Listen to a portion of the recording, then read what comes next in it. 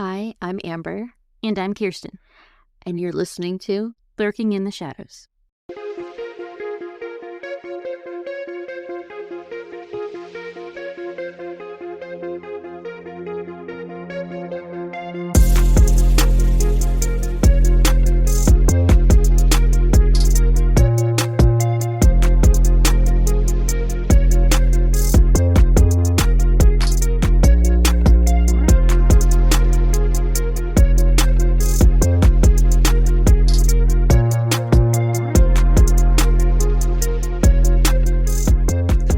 Welcome to True Crime in a Dime, Where we tell you a chilling story. in 10 minutes time.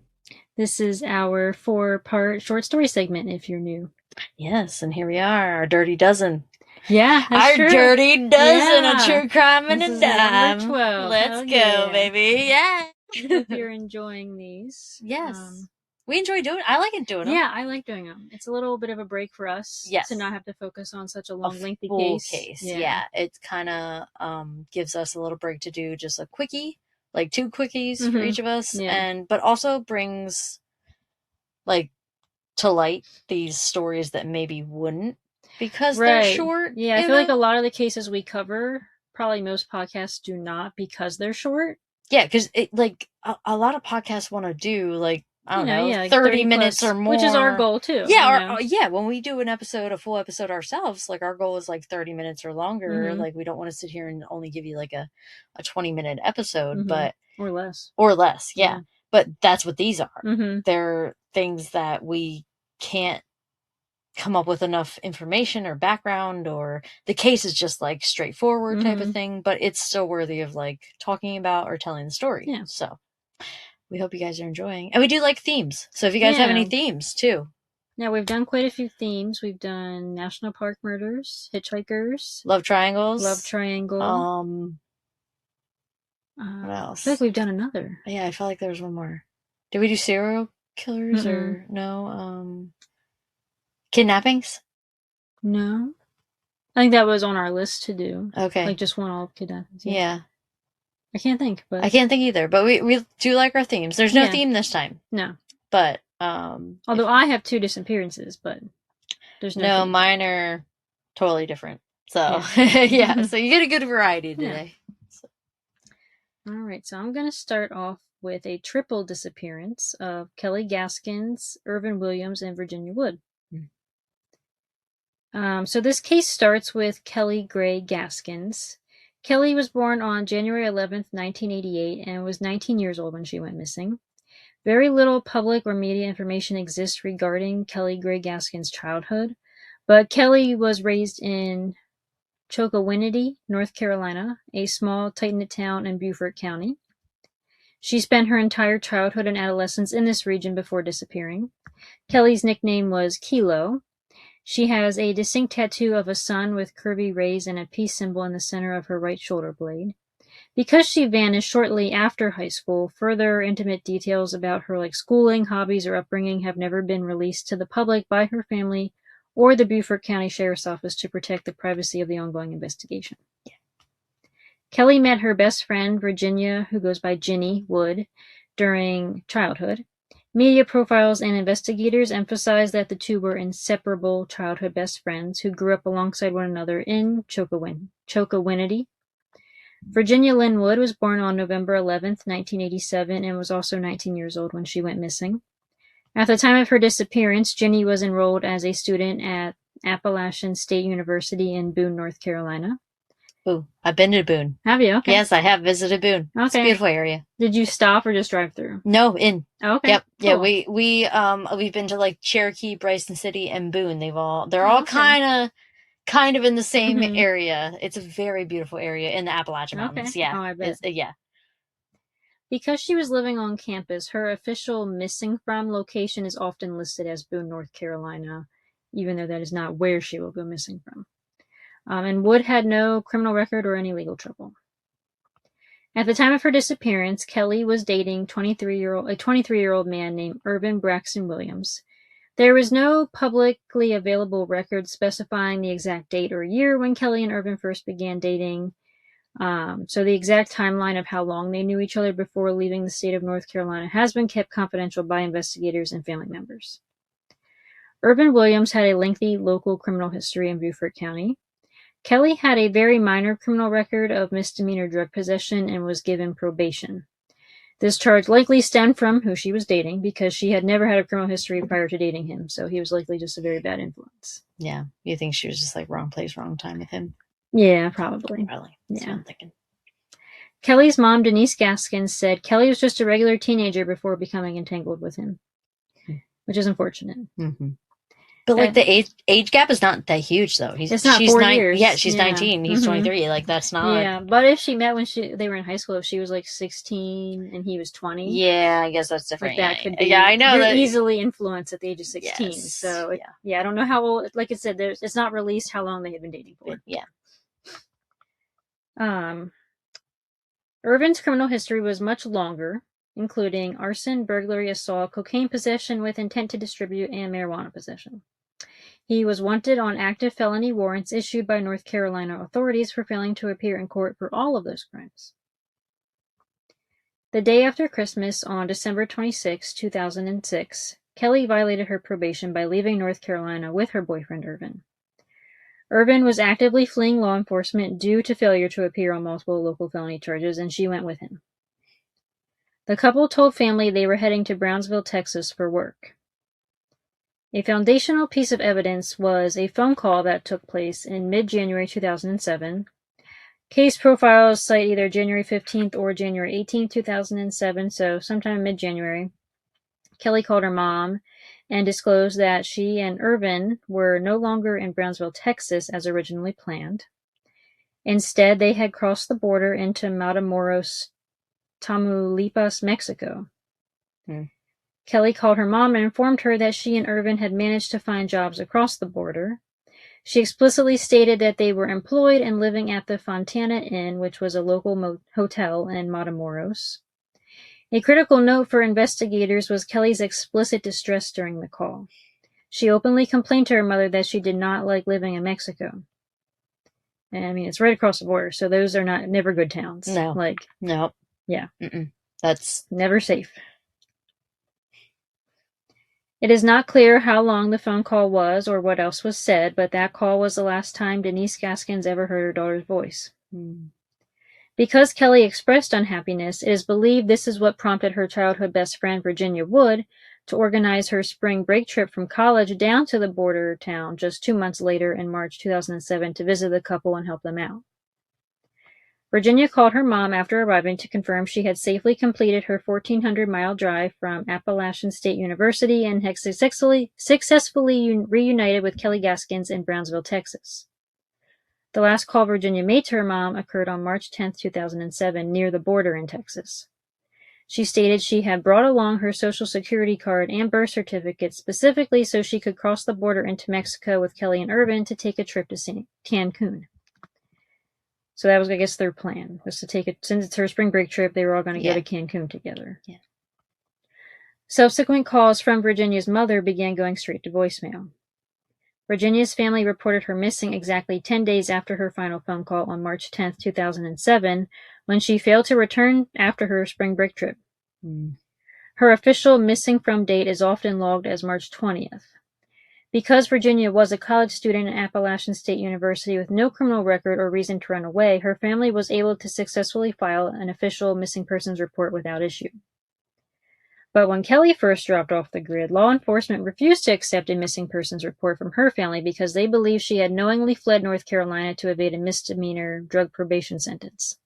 It does look like she was just on the run. Yeah. To be honest. But after having that distressing phone call. Yes. But yeah, so authorities were worried about Virginia, but not Kelly. Yeah. Consequently, authorities spent years treating Kelly's file exclusively as an active fugitive warrant search for a probation violation. The last phone call Virginia made to her mom on March 10th was highly critical because it established that Wood was still physically with Kelly and Ervin and operating her black 2003 Nissan Sentra.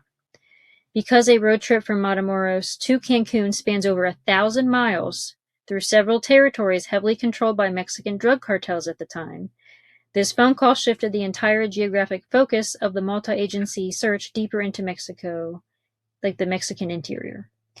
Literally, I wasn't going to say anything because I figured you'd get there. This entire time, I was like, it's a cartel. Yeah. Very scary. Like, I'm not driving through Mexico. Like, I'll go to Cozumel. Yeah, like fly to the destination and do our thing. I'm not driving through Mexico. No. Nope. Neither Wood's phone nor her car were ever logged or detected again after this conversation. Nope. Investigative efforts to find Virginia have spanned multi-state, federal, and international agencies. Because her disappearance involved crossing from the United States into Mexico, the investigation faced immense jurisdictional challenges. The FBI and Border Patrol agencies audited international crossing logs at Brownsville, Texas, and Matamoros, Mexico ports of entry. Investigators attempted to determine if the vehicle's license plate or vehicle identification number was officially scanned crossing into Mexico. To date, the car has never triggered a single automated license plate reader or data match. So, like, yeah, but is it 100%? Do you know what I mean? Right. Maybe we missed that. And how strict is that in Mexico? Yes. Like, sure, that would be surprising if you didn't find that here in the U.S., but I don't know about Mexico. Yeah. Law enforcement routinely runs her VIN number through vehicle registration, insurance, and scrapyard databases in both the United States and Mexico to see if her car was ever retitled, sold, or crushed, but nothing has ever come from that either. They also could have easily switched the license plate. Could have, yeah. To cross the border. Do you know what I mean? Yeah, it's possible. A car's a car, a black, whatever it was, you know. Nissan Sentra, yeah. Yeah. You know, like it could be any of that. They could have just switched license plates. Yeah, it's possible. If they're just driving to Cancun, though, I don't know why they would do that. No, but I'm saying if they got them before they crossed the border. Oh, okay. Yeah. That's what I'm saying. Yeah.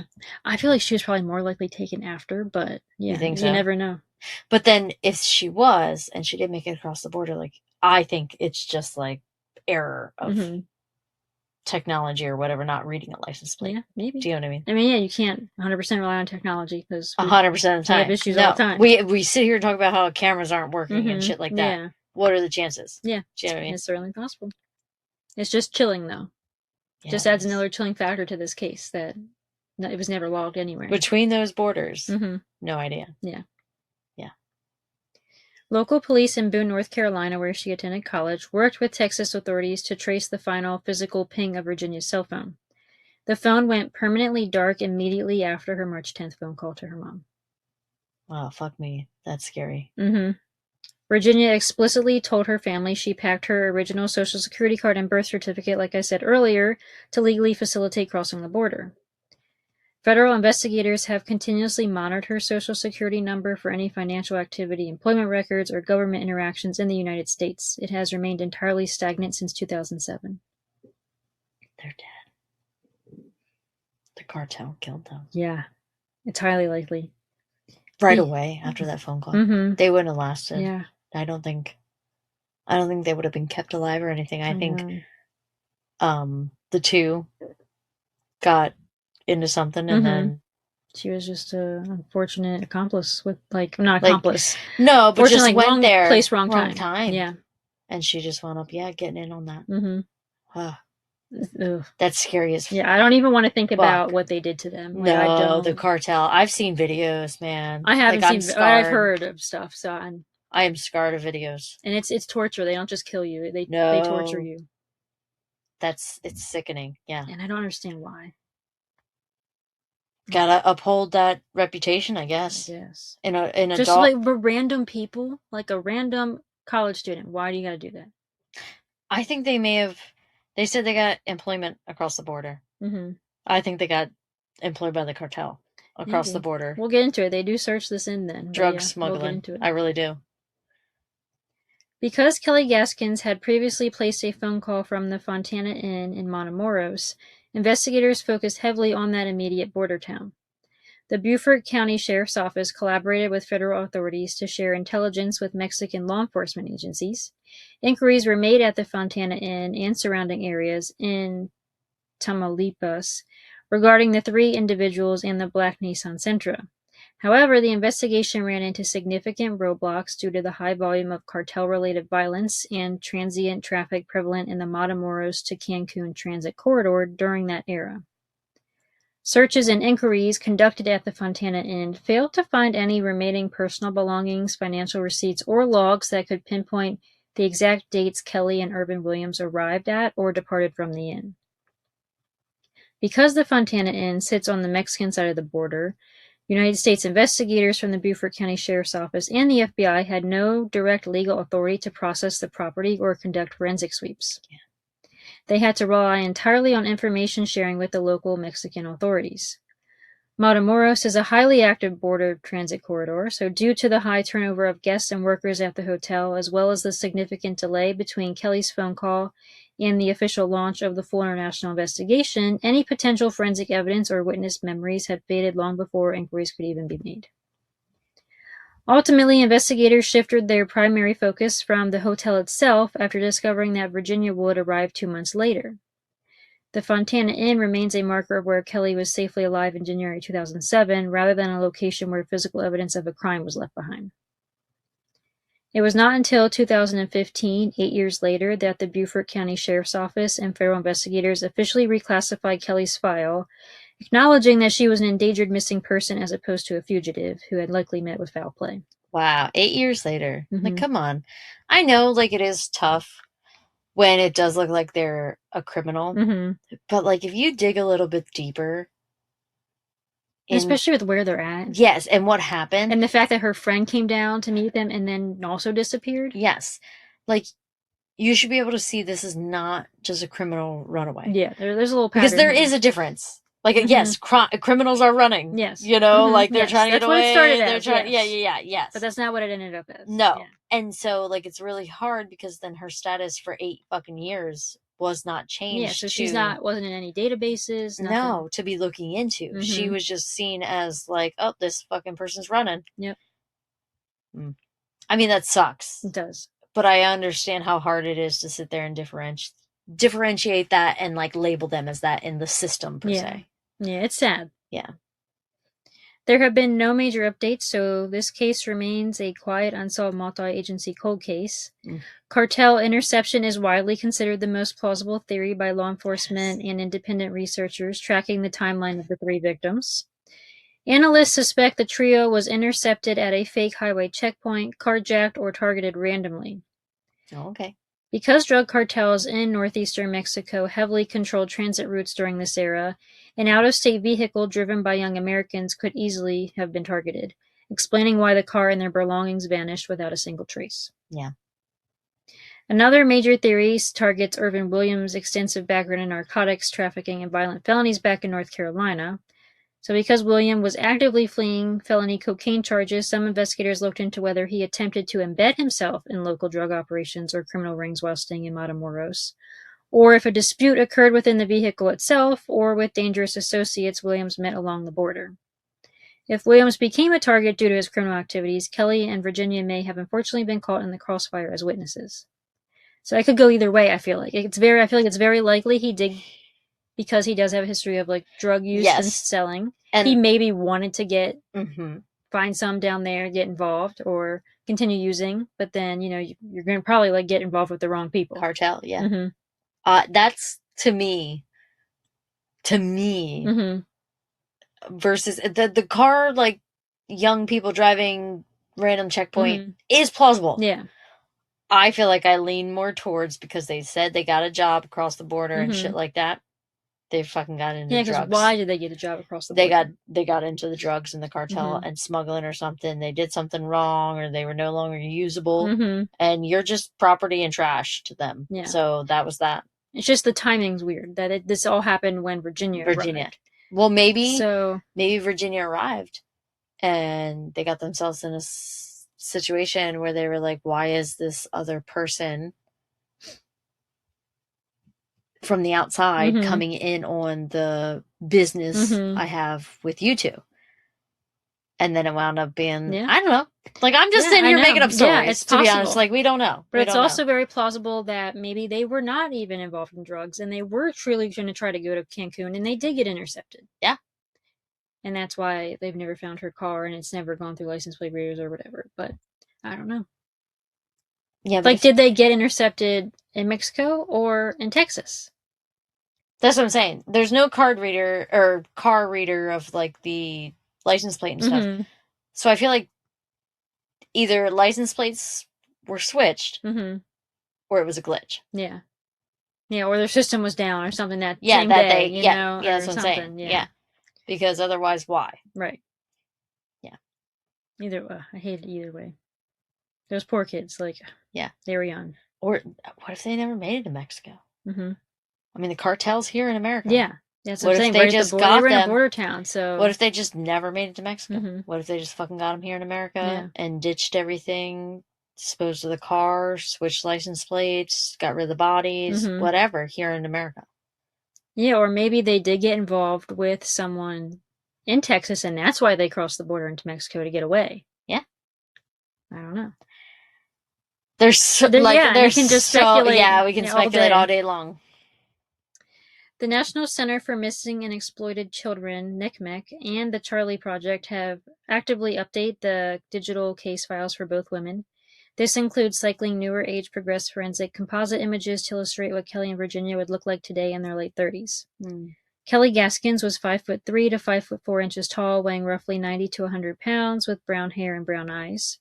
Virginia Wood was 5'6" tall, weighing approximately 190 pounds, with red hair and hazel eyes, but I've also seen pictures of her with black hair. Okay. And Ervin was between 5'9" and 6 feet tall, which I feel like that's kind of a big gap. That is, yeah.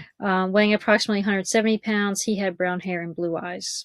And if you watched on YouTube, all these pictures would have been posted by now. But yeah, that's that triple disappearance. Damn, that's scary. The cartel's scary as fuck. Yeah, I want nothing to do with them. Yeah, I really do think somehow they're involved. Yeah, I think no matter so how.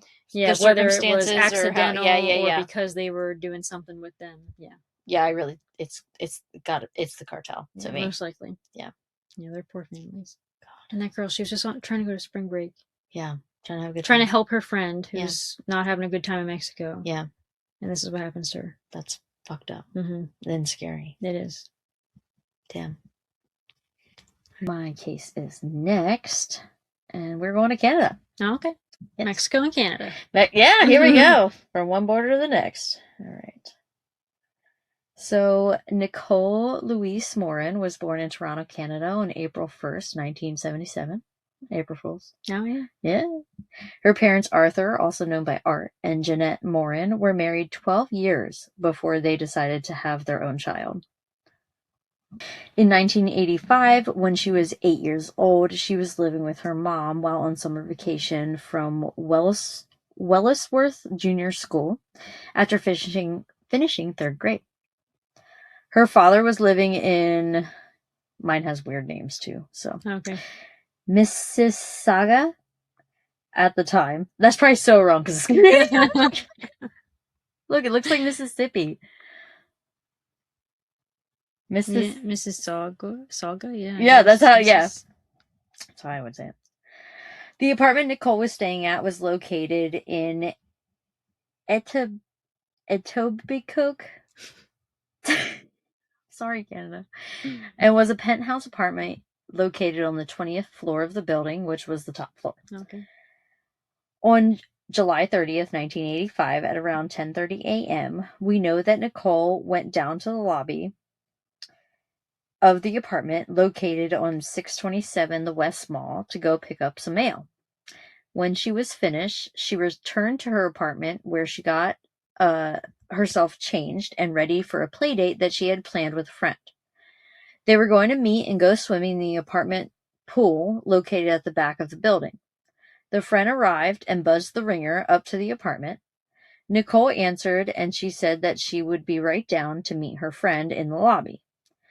She left the apartment around 11 a.m., wearing her peach-colored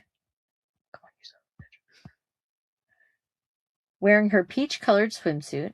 She wore red canvas shoes and had a green headband on. She brought along with her a plastic bag that contained a peach-colored blanket that matched her, a white t-shirt, green and white pair of shorts, a purple beach towel, a bottle of sunscreen, and a hairbrush. What a cute, colorful outfit. I know. She was styling. Yeah, she was. Red canvas shoes on, like I picture it. Headband. Yeah. Yes.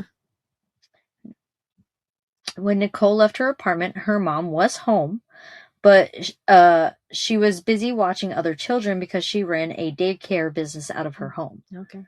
When Nicole never met her friend in the lobby after 15 minutes, they buzzed up to the apartment again.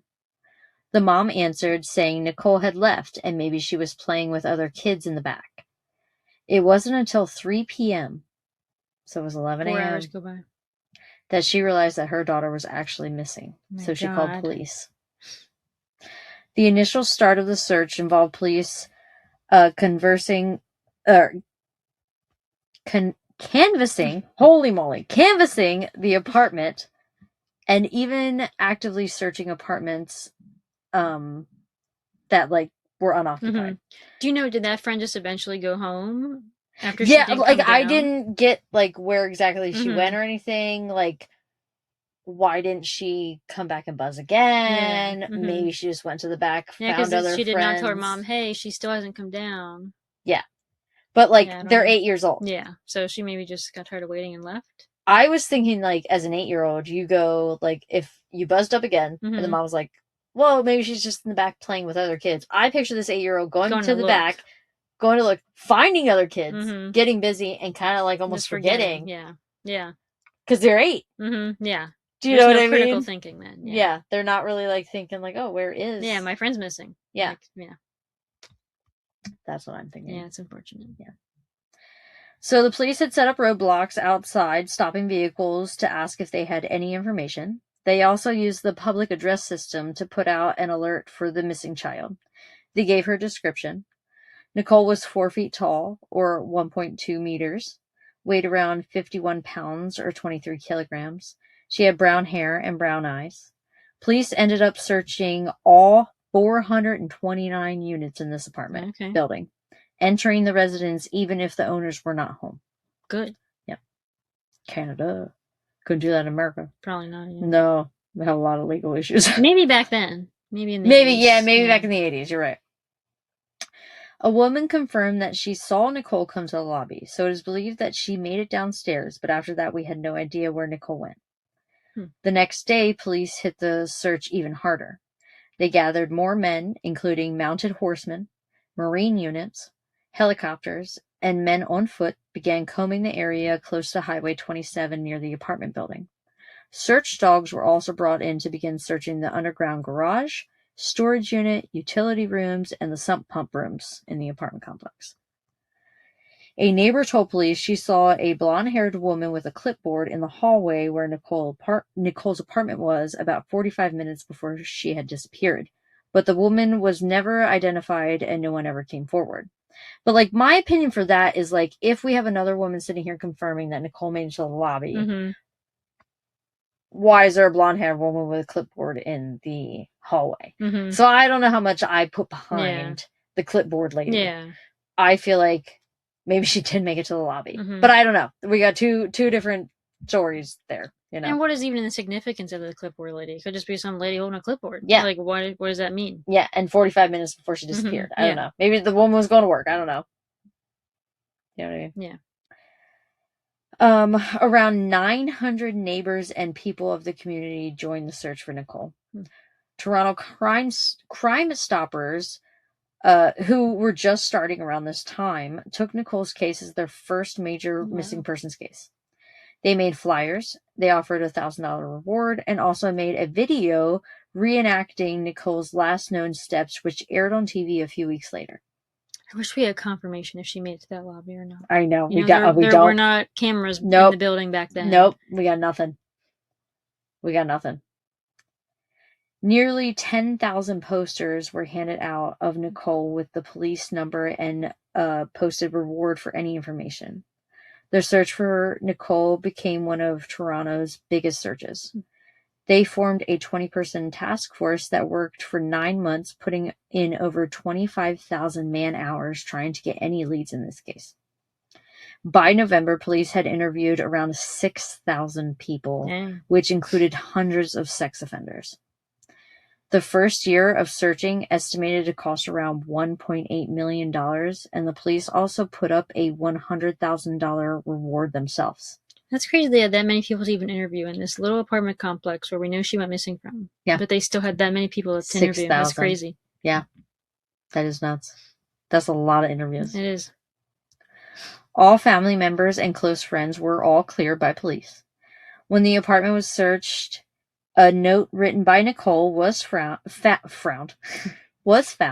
and it said, quote, "I'm going to disappear," which is weird. Mm-hmm. But this note was written months before she had disappeared. Okay. So, I don't know, an 8-year-old writing notes. Mm-hmm. Do you know what I mean? It's just a very, like, knowing what we know now, that's very cryptic. Yes, but it is. It might mean nothing. Why would she be all dressed, bag to go, 8 years old, headed down to meet a kid? Dressed to go swimming. I do not think in any way, shape, or form she just ran away. Yeah. Like, if that's what they're hinting at. But it's like, what the hell happened? How did she get intercepted in her own apartment building that was searched? Yes. Yeah. Did they search every crevice of every apartment room? Because we told that story of Savannah Graywind, whose body was stuffed in a closet. Yep. Ugh. And police had searched multiple times and never found her. Yep. Yeah. So, like, it's like, how thorough were these searches? Yes. Not just that. Also, we can speculate all day long.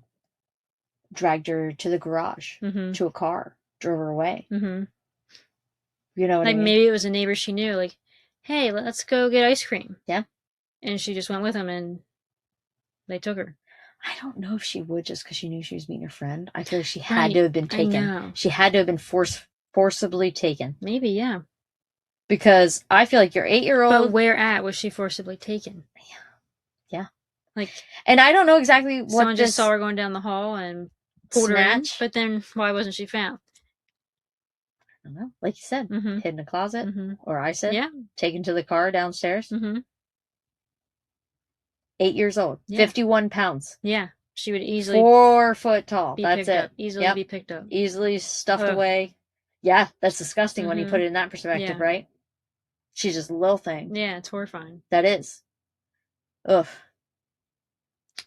Art, the father, ended up quitting his job and setting up an office to begin his own investigation, and he also hired a private investigator, even though police discouraged him to do that. Jeanette and Art did move back in together to keep searching for Nicole, but they did officially separate in 1987. Jeanette ended up paying a psychic in hopes of finding her daughter as well. It's just a parent's desperation. Yep. Breaks my heart. Now, in 2004, a Belgian organization called, I'm going to absolutely butcher all of this right now, okay? Foundation Princessa of Croix et Massimo Loncolati came forward alleging that they had a possible match of a photograph found on a Canadian police website, matching a photo found on a Dutch website that advocates for sexually abused children. Ooh. They claimed that there was a strong resemblance to a child on a pedophile network out of the Netherlands. But after years and thousands of leads, they never got anything to take the case anywhere. This is considered an active cold case still.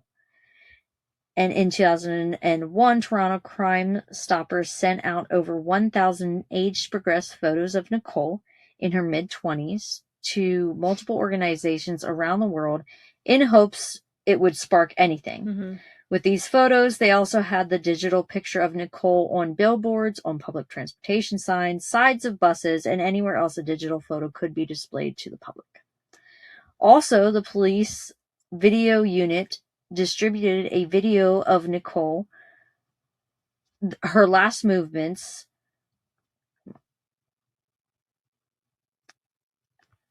Also, the police video unit distributed a video of Nicole's last movements to Mac's convenience store all over Ontario. In 2015, for the 30th anniversary, police organized a 5K run called Nicole's Run in honor of her. It took place at Centennial Park in Etobicoke, where they had a candlelight vigil. They raised $3,000 that was donated to Canadian Center for Child Protection, and this also brought more awareness then to the case. Mm-hmm. So that was the last thing in 2015 of like a big vigil Mm-hmm. get together. Mm-hmm. In 2019, after 34 years, they released another time-lapse photo of Nicole, now in her 40s. Now in 2025, Toronto Detective Sergeant Steve Smith stated, quote, "We're here to remember Nicole, to support those who continue to carry the loss, and to make a renewed appeal for any information," end quote. Nicole's mother sadly died in 2007. No. But her father and friends still hold out hope that we can find Nicole one day. Yeah. I don't think we're going to find her alive, but hopefully her remains. Yeah. And if you have any information about the disappearance of Nicole Morin, please call Toronto Police at 416-808-2222. That's a Canadian number. So. Oh, that's so sad. Yeah. How do you go missing from your own apartment complex? And it's like she was in the penthouse. Like it had to have been a nice. Yeah. They were up on the top. Nice complex. Do you know what I mean? Yeah. Pool in the back. Like, I don't know exactly all the details of like what mom or anybody was doing, but like it seemed like we're in a nice place. We're not in a shitty little apartment complex. Yeah. And like, I mean, Toronto police hit the ground running as quickly as they could. 429 units. They've searched them all. But there was 4 hours for them to get rid of evidence. For them to. That's what I'm saying. Take her and get rid of her. Even if she was snatched and taken into the apartment, they could have put her in a duffel bag. She was small enough. So much horrendous, disgusting things can happen in that amount of time, and you can sit there and take that body out of that building with nobody noticing a thing. 51 pounds? Yeah, shove it in a duffel bag. Yeah, they could have, yeah. Yeah. We're in 85, yeah. Trash bag, a fucking trash bag. Yeah, they took her in, did something terrible, strangled her, and got rid of her body out. Yeah, got rid of her. No evidence.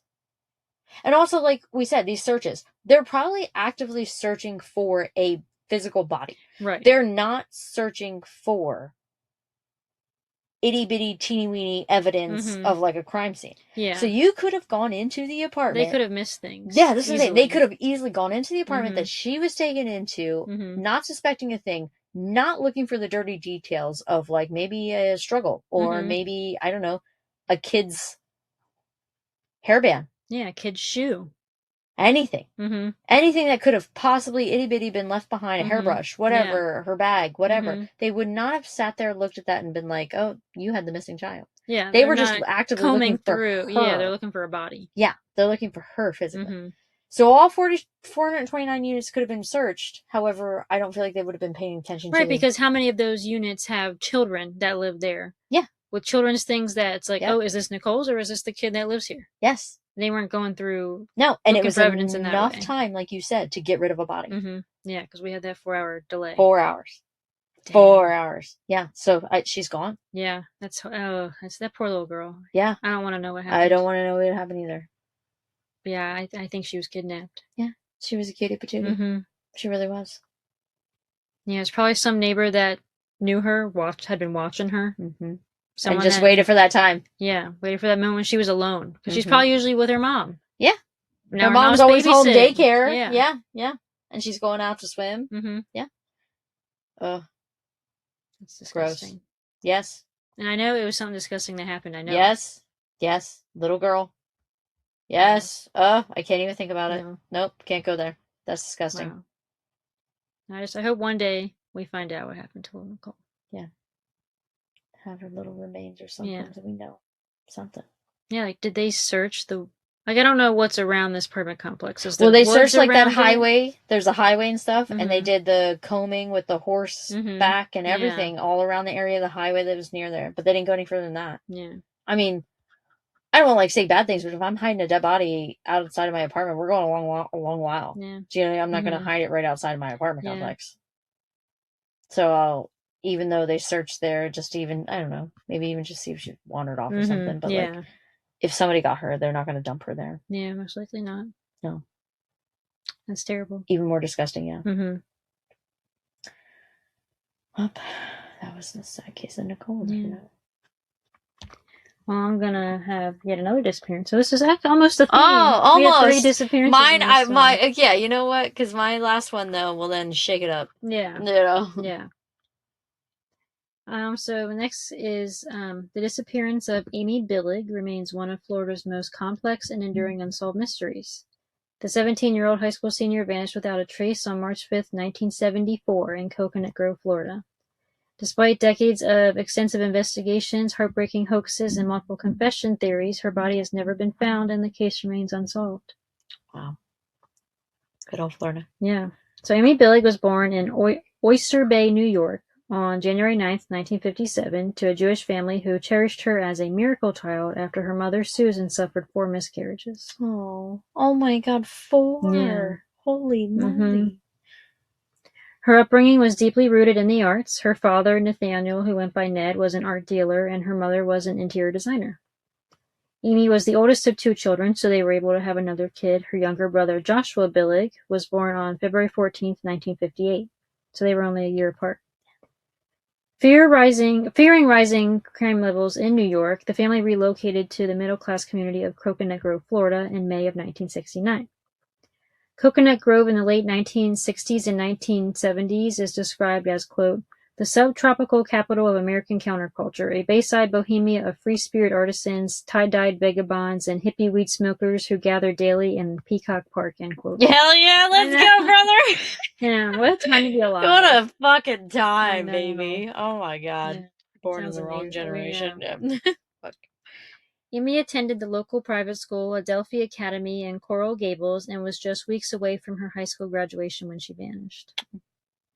Family members described Amy as a classic 17-year-old flower child of the 1970s who was incredibly trusting, spiritual, and deeply connected to nature. She was highly creative, frequently writing playful poetry, painting watercolors, and playing both the flute and the guitar. She was a voracious reader who particularly admired the works of author Sylvia Plath. Amy was a strict practicing vegetarian and an early budding feminist. Oh my God. The 80s of it. Like, and early, yes. Yeah, I could have been friends with her, yeah. She had a deep affection for small children and animals. Amy loved marine life and spent her free time volunteering for the Dolphin Project, where she actively trained dolphins at the Miami Sea Aquarium. Shut the fuck up. How fucking cool is right? that? How fucking cool. This bitch is cool as shit. Yeah. The fuck? I want to train dolphins. Yeah. I need a new job. What is this life? I know. On the afternoon of March 5th, 1974, Amy called her father from her home around 2 p.m. to arrange a meeting at his art gallery in Coconut Grove to borrow lunch money. She intended to hitchhike to the gallery, a common practice in the area at the time. Amy never arrived at the art gallery and failed to meet her friends later that day. It was entirely out of character for Amy to stay out late without contacting her parents, so they reported her missing that same evening. Yeah, you're damn right. If I did that to my parents, absolutely. Yeah. Yep, I mean, she's coming to you for lunch money. Yeah. She's coming to you for money. Yeah. If she doesn't arrive, something's wrong. Yeah. The initial search efforts for Amy Billig were characterized by a sharp division between sluggish early action from local law enforcement and an immediate aggressive grassroots mobilization by her family, friends, and the local community. Yeah, of course the family So they friends... weren't showing up, so her family and friends did. Yeah. You know? Well, fuck you, police. Yes. Fuck you. I'm serious. I'm tired of these stories. I know. Maybe we could fucking solve some cases if we just, like, step up a little bit quicker. And you just listen to people's loved ones who know them well. Yes. Oh. Because hitchhiking was quite common in the area at the time and Amy was 17, initial responses from the police leaned toward treating her as a potential runaway. Fuck you. Yep. Fuck you. Yep. She's coming to get lunch money from her daddy. Mm-hmm. That breaks my heart. Yeah. That breaks my heart. A little 17-year-old be like, Dad, ring, ring. Mm-hmm. I need some lunch money. And Dad was like, yeah, come on over. Yep. I'll give you whatever you want. Unthinkable happens on the way. That makes me so sad. Mm-hmm. However, her parents vehemently disputed her being a runaway.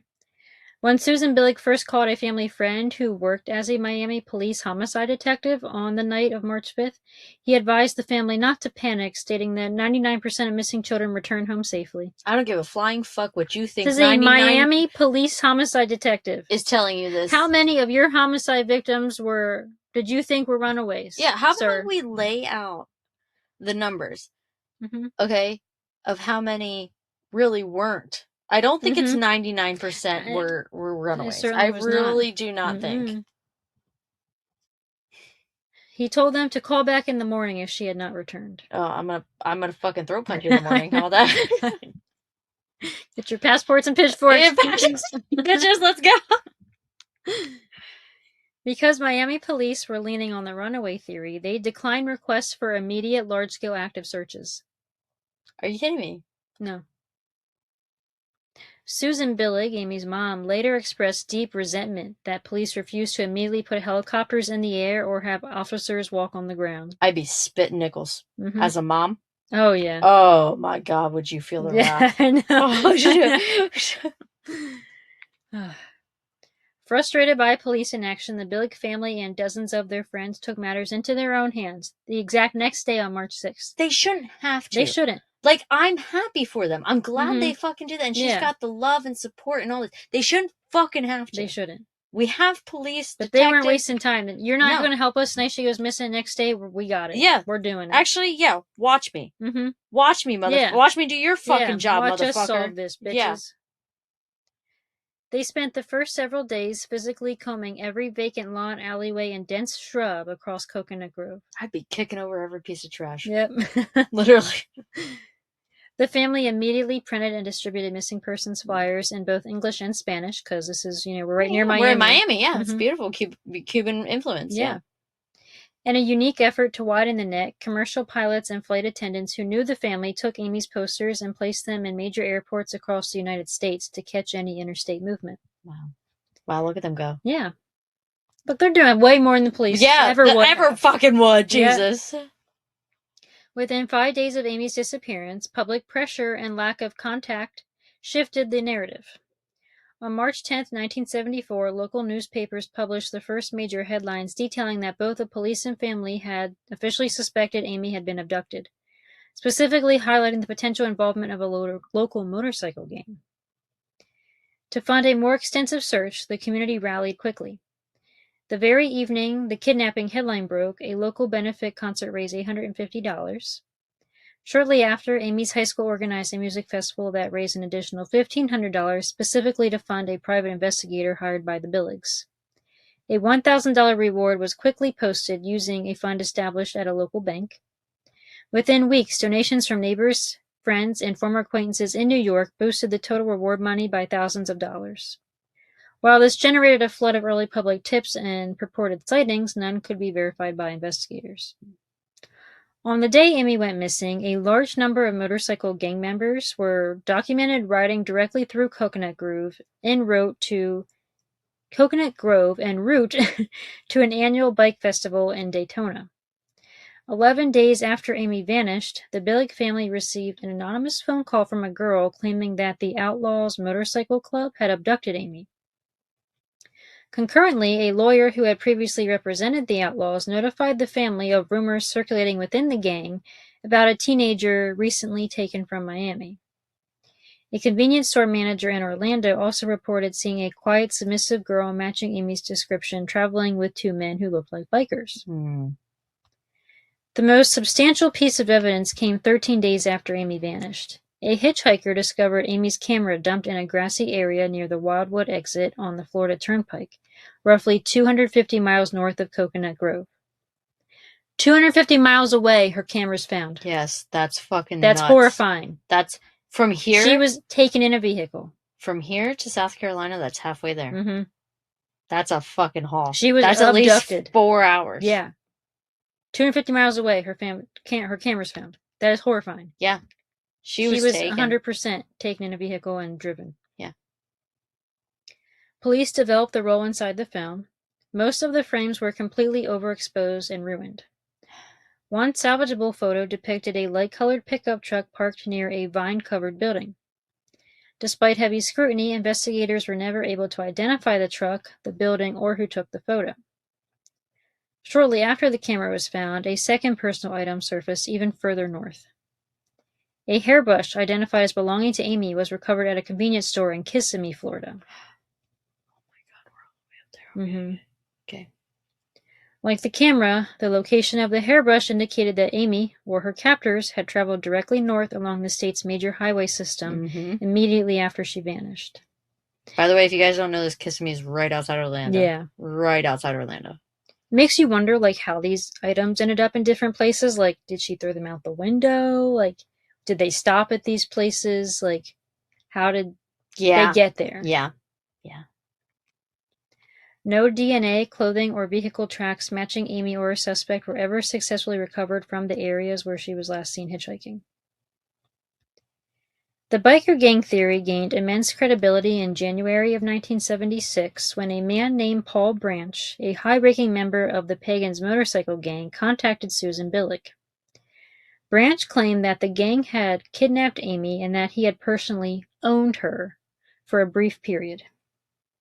To prove this claim, Branch revealed a highly specific detail that had not been released to the public. He knew that Amy had a 2-inch appendectomy scar on her abdomen. Oh, fuck me. Oh, fuck me. Oh, that's disgusting. Armed with this terrifying validation, Branch repeatedly manipulated Susan Billig for years, leading her on wild, expensive goose chases across the country to cities like Tulsa and Seattle under the false pretense of reuniting her with Amy. Wow, fuck What a disgusting piece of shit. What a disgusting human being. Not only are you in some outlaw biker gang, so you're probably doing horrific shit all the time. Oh, yeah. But you're going to stoop that low? My dad used to, not the real one. He used to run with some bikers that were part of all those kinds of gangs, and they are absolutely disgusting human beings. Oh, I'm sure they are. Yeah. The most graphic development in this story in this theory came in late 1997 after Paul Branch passed away. His widow approached investigators and a BBC documentary crew with a deathbed confession Branch had allegedly made to her. According to his final account, Amy had been abducted and taken to a party hosted by the gang near the Florida Everglades. When she resisted their advances, she was gang raped and heavily drugged, and she accidentally overdosed on narcotics, died at the scene, and her body was cut up and dumped into an Everglades canal. While police and the Billig family initially believed the confession, the narrative fell apart in the early 2000s when it was later discovered that Branch's widow had been paid by television producers for her testimony. What the fuck? Yeah. Stupid bitch. That's disgusting. You're going to tell family that their daughter was gang raped and cut up so you can for money? What the fuck? I can't stand Why is there no morals in this world anymore? I don't know. Today, investigators view the bikers' claims as a cruel extortion scheme and lean toward the theory that Amy was taken by a lone opportunist. This is tough. It is. This one's even more than the last one of up in the air, to be honest. And now we're going to come to another theory. Another little blip in this case. A man named Hank is a highly controversial figure in the case who represents either an unbelievable, tragic coincidence or the identity of Amy Billig's actual abductor. 6 weeks prior to her disappearance, Amy wrote a cryptic entry in her journal stating that a man named Hank wanted her to run away with him to South America. Her entry noted that she had playfully told him no, he is crazy in response. For over 2 decades, police could not identify who Hank was. However, a major break in 1995 revealed 2 staggering connections between the name in the journal and Henry Johnson Blair, a high-ranking U.S. Customs Service special agent. Fuck off right now. Yeah, this is going to get a little crazy. Okay. I'm hanging on. To his colleagues and friends, Henry Johnson Blair was universally known by the nickname Hank. Around the exact same time Amy wrote about Hank wanting to take her to South America, Blair's job with the U.S. Customs Service was actively relocating him to Argentina. Fuck off. Keep going. Also, Amy's mom, Susan, had been receiving harassing phone calls in the middle of the night for 21 years after Amy went missing. 21 years? This woman? Yeah. 21 years. The caller, who often referred to himself as Hank Johnson, claimed to have Amy trapped in an international sex slave ring. In October of 1995, law enforcement finally managed to trace the obscene phone calls to none other than Henry Blair. Oh my God, fuck off! Oh my God, fuck off right now! Right? There's too many connections. There's too much right now. Blair was arrested for aggravated stalking, but investigators uncovered further chilling details about him. Are you ready? Yes. Yes. The photo of a white van developed from Amy's recovered Kodak Instamatic camera, identical in color, make, and model to a van that Blair drove back in 1974. I'm gonna say it again. Fuck off. Blair also lived near the Coconut Grove area when Amy went missing and where she frequently hitchhiked. Despite the overwhelming circumstantial similarities, Blair firmly maintained his innocence regarding Amy's actual abduction. He claimed that he had never actually met Amy and knew nothing about her ultimate fate. He argued that he was an alcoholic suffering from severe obsessive-compulsive disorder, which caused him to develop a twisted, detached obsession with the Billig family after reading about the disappearance in the news. I don't think so. I don't think she wrote about you in her diary. I know. She has a picture of your van. Mm-hmm. Because forensic technology at the time could not conclusively link Blair to the physical crime scene, he was never charged with her kidnapping or murder. He was sentenced to 2 years in prison strictly for the aggravated stalking of Susan Billig, and he later died in 2006. He died with secrets. To this day, the true crime identity of the Hank in Amy's diary remains open to debate among investigators and true crime researchers. There's too much. Right? He was relocating to Argentina. Mm-hmm. This Hank she was talking about said South America. Mm-hmm.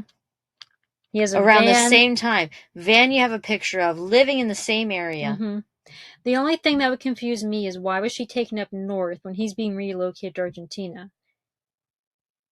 I mean, maybe, I don't know when he was being relocated. You know what I mean? That's my only question. Why were they going up north? I see what you're saying, yeah. But it's freaking weird. That's fucking weird as shit. Yeah. That's not a coincidence. There's no coincidence in true crime. No. That's I don't know too much. what that is. There's something there. There has to be. His name is Hank. Who is Hank? Even if it wasn't Hank, who the hell is Hank? Who is she talking to? Yeah. But you got me with the stuff being thrown out the car or abandoned up north. Yeah. Because that's the thing that's throwing me off. Mm-hmm. Why was she taken north? Yeah. Because unless they were traveling from Miami to fly out of Orlando. Perhaps, but Miami is a big airport. That's an international airport. It is. So, I don't know. Maybe to get further away from the crime scene? Yeah, I don't know. I don't know. Yeah, fuck.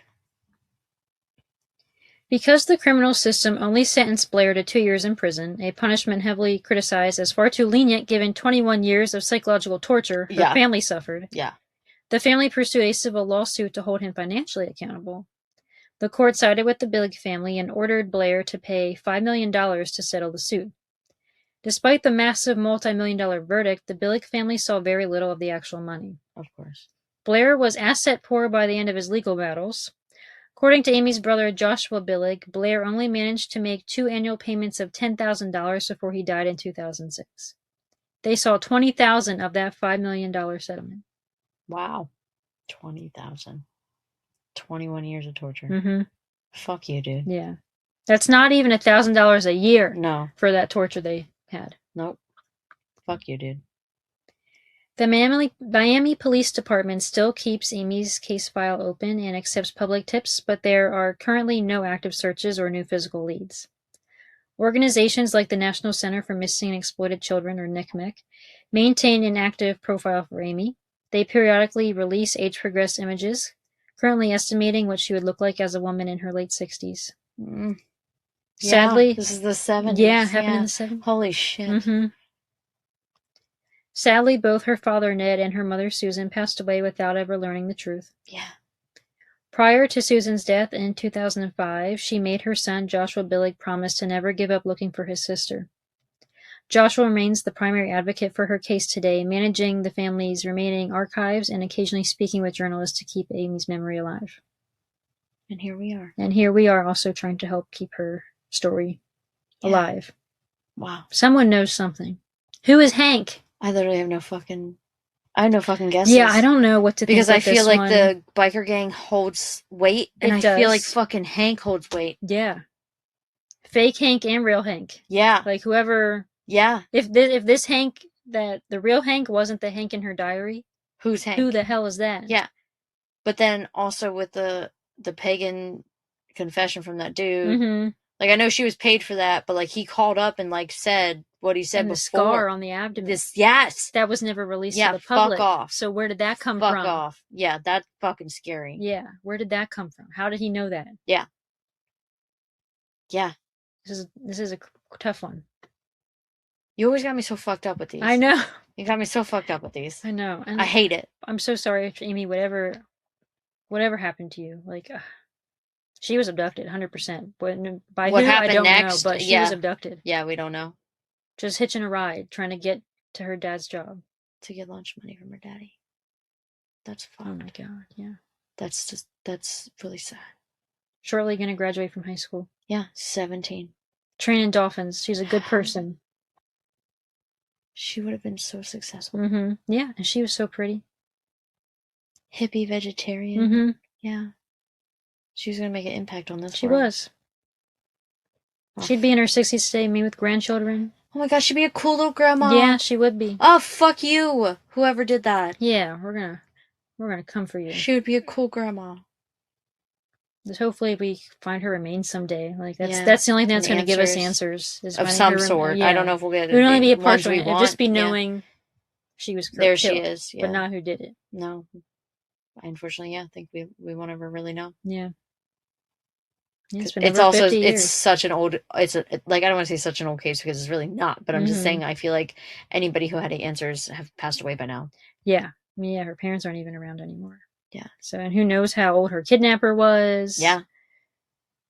So I'm saying they died with the secrets, I think. Yeah. That's fucked. Yeah. 52 years ago. Wow. Yeah, she was born in 57? She went missing in 74, so she went missing 52 years ago. But... Yeah, but she was born in 57. Yes. I think she was born in 57. My dad was born in 57. Oh, okay. Yeah. So. Yeah. Damn. Well, I don't really remember how I found this case, but I thought it was quite interesting because it takes place in Pennsylvania. Oh, okay. Yes. So this will not be a disappearance. No, we're not talking about a disappearance. We are talking about a shooting. The Easton Weis, however y'all. I've heard people say Weis too. Weis? Okay, that's another one. It's Weis. Come on, it's people. It's Weis. Weis. It's Weis. I always just jokingly say Weis. Mm-hmm. But Weis, Weis, Weis, however you say it. Weis. We are talking about the shooting in the supermarket today. So, Randy Robert Stair was born September 17th, 1992, in Pennsylvania, growing up in the Dallas area. So he's our age. He is our age. Yep. He had a brother, and they both lived with their parents. Randy worked at Weis Market starting in 2010. He was described as, and I will say Weis because that's just what I grew up. I started working at Shine in 2010. Oh my God, shut up right now.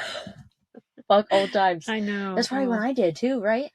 I think you started a little after me. Yeah, but I think you were 2011 maybe. Do you think it was 2011? Either that or was like winter of 2010 maybe. It was. I do think I worked winter because I remember one time I had my uncle come pick me up because we had a blizzard so bad and somebody had to come pick me up from work. So I think it was winter. Yeah. Yes. So 2010. Wow, we were working at Giant. Oh God. Oh my God. Back when we were babies. Mm-hmm. Mm-hmm. He was described as shy and introverted. He was very attached to his parents. He also had a huge passion for TV shows, films, music, and animation. Okay. Which inspired him to want to create his own videos and projects, prompting him to have his own YouTube. And he also had video journals and created small films. Well, that's cool. Yeah, he was like, fuck, I couldn't do that shit. No. I struggle editing these videos. Yeah, he literally was creating his own animations and shit like that. That's awesome. Smart. His online name was Andrew Blaze. His YouTube channel was called Pioneers Productions, which he started in 2008. Okay. He posted small sketch films in the beginning. That was baby YouTube. Yeah, baby YouTube. Wow. Yeah. YouTuber Ray William Johnson featured him in an episode called Equals 3. His video was described as humorous and lighthearted, but sometimes boring. Randy stated in one of his videos how much he appreciated his followers and using his channel as a place to keep him busy from his depression. Okay. He slowly built his following, posting those types of lighthearted videos until 2014 when his videos switched. By this time, Randy had begun obsessing over Ember McLean, who was a character of the animation show Danny Phantom. I used to watch Danny Phantom. I didn't watch a lot of it. I watched a few episodes. It wasn't necessarily my cup of tea, but he became obsessed with the show. I wonder if was that the black-haired girl? No, it was the Aqua with the guitar-haired girl. Okay. I'd have to look her up. Yeah, and once I looked her up and saw her, she used to play the guitar and she could hypnotize you or something with her guitar noise. Oh, okay. Once you would see it, you'd was she one of the villainy people? Kind of, yeah. Okay. Yeah. This is around the time that he started expressing more depression in his videos and started the series called Ember's Ghost Squad. He took this series he created very seriously, using other people for voice acting and working with a group of animators. The fantasy world that he made mostly featured female characters, and they all had Twitter accounts that they stayed active and would converse together with each other, each one of the characters in this show. So it was a fantasy show that he made up and all his characters. Okay. So did the voice actors of each character run the separate Twitter accounts? I think he was running them. He was running them. Yeah, I think he was running them. But I don't have confirmation on that, but I think he was. Randy also had a very active Twitter account, but he also was active on Facebook, Bandcamp, Instagram, DeviantArt, and also had a fan wiki page for his animated series. Okay. So he was on lots of things socially. Yeah. He also was a part of an online group that idolized the 1999 Columbine High School massacre. Wow. Yes. Check out episode 51 where we covered that extensively. Yes, and I bring them up a few times in here where he idolizes them. So I'm sure you guys are aware of the case, but if you would like to get our Kirsten's actually story on that, I did a pretty decent deep dive into their backgrounds and what they were into in high school and that kind of thing. So. Yeah, go check out our episode 51. So around 2012, 2013, Randy experienced the loss of some friends, and at this time he learned about the death of his favorite character, Ember. This is when he began expressing his thoughts of suicide in his writings and videos. He claimed that his ghost squad from the animation that he made needed more souls, so Ember wanted him to murder. All of this, yes. This fake character, so she died on the show? Yes. And he's taking it that personally, that this animated character died on the show. Mm-hmm. Okay. You'll see, and I tell you later how his reality and fantasy fiction are just... Yeah, they're not colliding in the correct way. No. All of this at once caused him to really spiral. He was isolating himself, becoming increasingly depressed, and also believed he would never live past his 20s. It's actually pretty sad. It is really sad. That you're getting that depressed over an animated character. That tells me you had no real friends. Yeah. He had his YouTube following and stuff, but that's all online. There's no physical. He didn't have, No, he didn't. He was too isolated. Yeah. It's really sad. And I'll go into more of it then. But he also began living as if life wasn't reality, but his ghost squad in his animation was. He believed he didn't belong in the real world. Oh, no. He even believed his one character he created, named Mackenzie West, was his soulmate. Oh, God. As he expressed more and more how he idolized his characters and thinking he belongs in that world, this is when he began expressing thoughts of killing others. Oh, no. Claiming how much he hated society and wanted to kill as many as he could.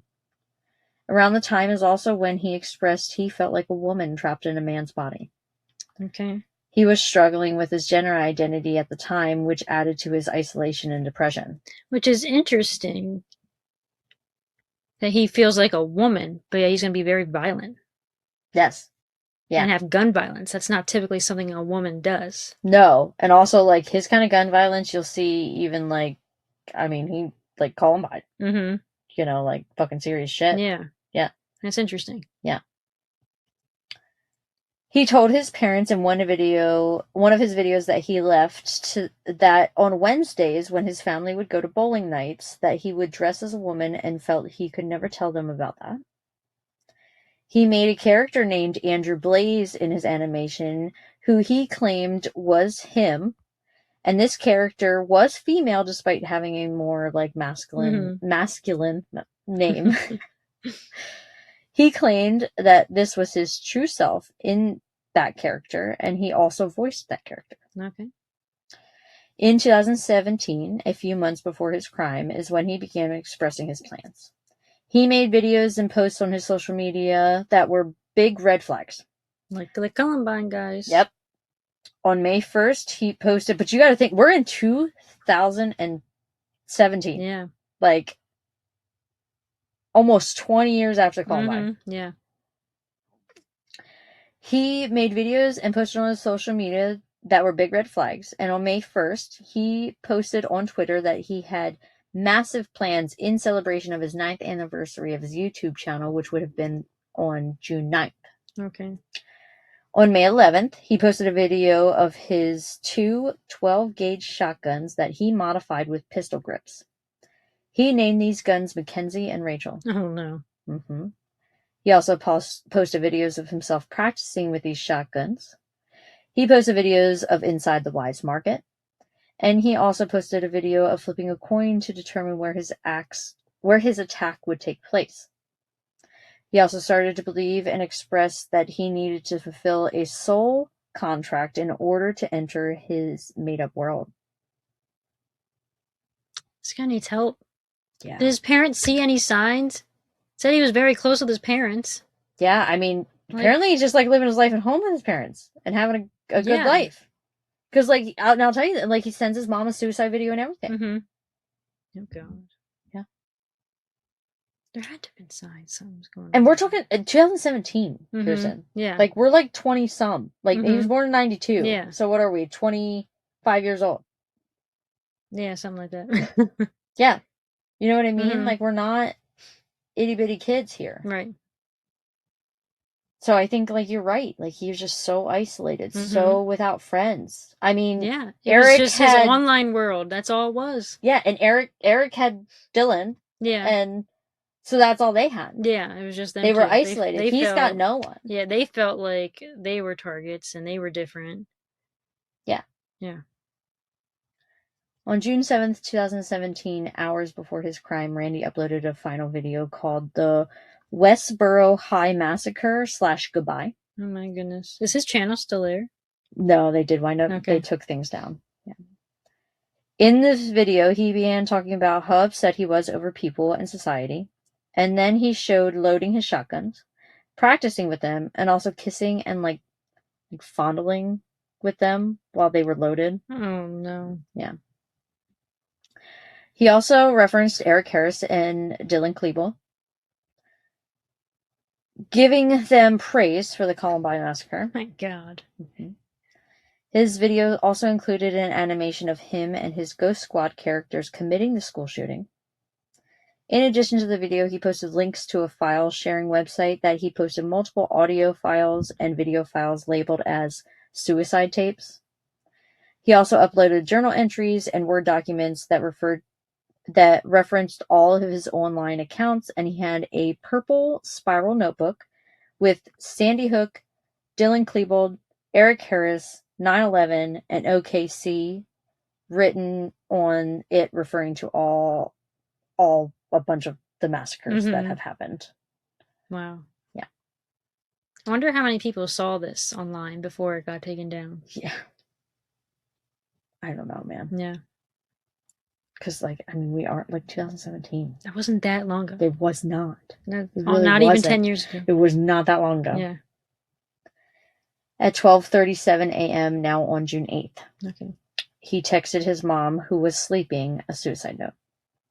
At the time Randy sent this text message to his mom, he had already started his night shift at Weis at 11 p.m. From the time he had arrived work, where he worked with 4 other coworkers, Randy had blocked exits with pallets and other items. So it was about an hour and 40 minutes he was doing this. At around 12:40. Did no one be like, what is he doing? Like, why is he blocking exits? Like, did no one see him doing that? I think they're just stalking and not repricing for the night. Yeah, everybody's just doing their work, not paying attention. Yeah, there's only 4 of them. Yep. At around 12:40 a.m., he went to his car and moved it to block another emergency exit.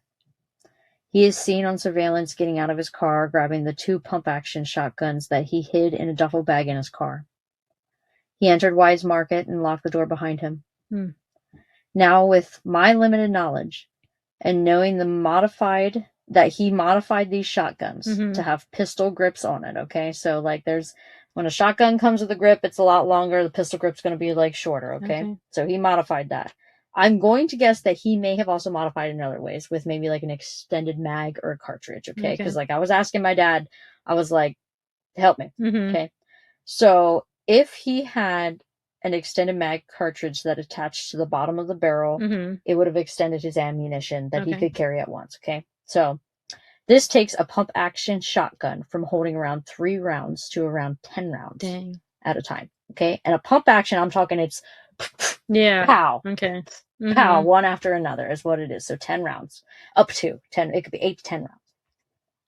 So, meaning that he didn't have to reload that often.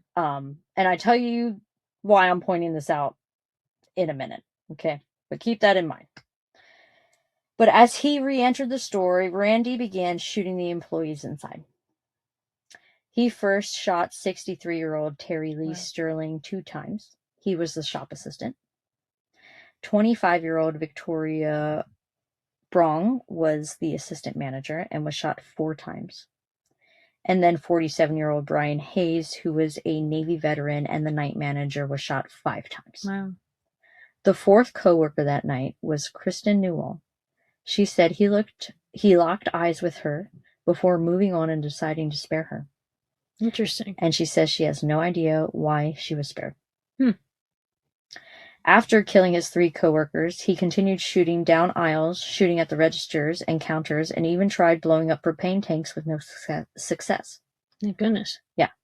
Kristen was able to escape the store at the time and called 911. While she was on the phone is when Randy decided to fatally shoot himself. Now, the reason I pointed out earlier about the carrying capacity of the shotguns is because he shot 59 rounds in total. Dang. And out of only 1 of his shotguns, he never even used the second one. So all 59 rounds were out of 1 gun. And that says to me, depending on what the capacity of his guns were, is that he had to reload that gun at least 6 times. Yeah. In that time that he had in that store. That's how long he was in there. Because I couldn't find confirmation of how long from time he started popping off to the time he took his own life. I couldn't find exact timing for that. But he reloaded that thing at least 6 times. Dang. And with this amount of rounds used to kill each person, he would have had to reload in between killing them. Okay. Which is sick. To think you heard that man keep doing this. You heard that man coming around the corner, reloading his fucking gun. I could not imagine. Yeah. No.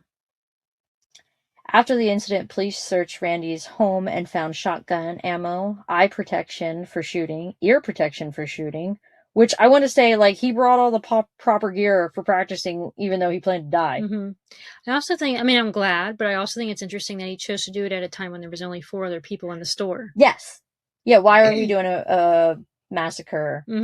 Yeah, if you're looking up to Dylan and Eric, you think... Yeah, I don't want to sit... I'm not sitting here comparing crimes, yeah. But yeah, you're doing... But it's interesting that's how he decided that he chose to do it with he chose to kill 3 people. Nighttime, yeah. Thank goodness he didn't do it when it was a shop full of customers. Customers and things like that, yeah. But it's interesting. Yeah, it is. And I want you to also remember that poor Kristen would have had to withstand probably 50 shotgun rounds while just scared in that store. Watching think how him. loud that was. Yes. It is so fucking loud. Like, that poor girl. Yeah. I wonder where she hid. I don't know. But, like, just withstanding it until, like, she finally escaped and called 911. I could not imagine. They also found the original stock for the guns because, like I said, he had modified them. And they found the owner's manual for the guns. A list of the additional items found included 2 notebooks, drawings, a hard drive, cartoons, recordable discs, a flash drive, a computer, and a camera. After deep diving into Randy's computer activity, it was found out that the voice actress of Randy's character's obsession on his show was named Laura Faverty. He had emailed her hours before the shooting, and this email included thanks for everything and also stated why he was doing what he was about to do. Oh. A lot of mental health specialists chimed in saying this was definitely a mental health crisis and young individuals unable to distinguish the difference between reality and fiction is a very big concern. Yeah. But they pointed out even though he posted hints online, he was intelligent enough to never outright say his plans and only ever hinted of quote unquote something big is coming. Yeah. As of right now, a lot of his content has been removed from all social media platforms. The night of June 8th, hundreds of locals, including 8 pastors, gathered outside of the courthouse to hold a vigil for the victims. The sister-in-law of Brian Hayes set up a GoFundMe to help with the expenses for the victims. The Weis Market closed for 5 weeks while the store was remodeled, and they had a reopening ceremony on July 13th. Locals had mixed feelings about reopening. The store, in the end, they did want Randy to take anything else from the locals, so they decided to reopen the store. And I mean, like, it's a small town. So. Yeah, but as long as you're paying tribute to the victims that lost their lives there. Yeah, you know. We remodeled and we reopened. Yeah. So. But yeah, that is the story of Randy Stair and the Easton Weis Market shooting that I never heard of. Where is Easton? It's up north. That's what I thought. Yeah, like almost like straight, like I think it's right above Scranton. Okay. Dallas, Pennsylvania. Like up in that area. Okay. Yeah. Yeah, it's up there from us, but like it's, I mean, it's still like it's still not no Pittsburgh or anything. It's up, you know. Okay. Yeah. Well, that was crazy. Right? Shootings are just, I don't know. There's some more scary about them sometimes. Yeah. I think it's fucking crazy how much the Columbine boys influence so many mass shootings now. Yeah, there's been plenty of other killers and shooters that have referenced them. And Columbine was not the first ever. No, it wasn't. It's just, I feel like, the most impactful. Yeah, it was the biggest at the time. Yeah. And Eric and Dylan. And for many years. Yes. I forget how many, I said in the episode how many years it was before their record, was broke. Yeah. Yeah. Like that shooting shattered America. 18 years or something. But yeah, it was a long time. And so many idolized them that wind up doing like the mass shootings and stuff. It's just crazy to me. It is. Just from those 2 teenagers. Those two stupid teenagers. Stupid teenagers that could have done something with their lives. Yep. And look at this boy. He wasn't a teenager, he was in his 20s. Yeah. He had worked 7 years at Weis Market. Yeah. And this is what he did. And this is what he did. Waste of a life. Yeah. It's really sad. It is. The mental health crisis in America is absolutely horrendous. Yeah, it's very sad. Yeah. I don't know if he could have got help, but I'd like to think he could have. Yeah, because there was something not right there. I mean, he thought his fantasy world was real. I don't like to... Or he wanted it to be real. Yeah. And I can't sit back and accept that there was no attempt of help to be made. Do you know what I mean? Yeah. Like, there had to have been something. That's what I'm saying. Like, did his parents notice anything? Like, does your child seems like a little bit of a loner? Like, are we doing anything about that? Like, yeah. Like, what is happening? Yeah. Yeah. It's really sad. It is. I'm sure this probably isn't the last time we're going to reference the Columbine or shooters or anything like that. Yeah, maybe we'll cover another shooting. Yeah, probably. Yeah. Honestly. Like, there's so At some many. Point, there's a lot. It's disgusting. It is. America. Yeah. Yeah, yep. That's our thing, apparently. Shootings. Yep. Oh, gross. Make Like a Shadow and follow us on Facebook, Instagram, and YouTube at Lurking in the Shadows Podcast. If you have any questions, concerns, or case suggestions, please shoot us a Gmail at Lurking in the Shadows Podcast at gmail.com. And keep looking around for our next episode. Bye!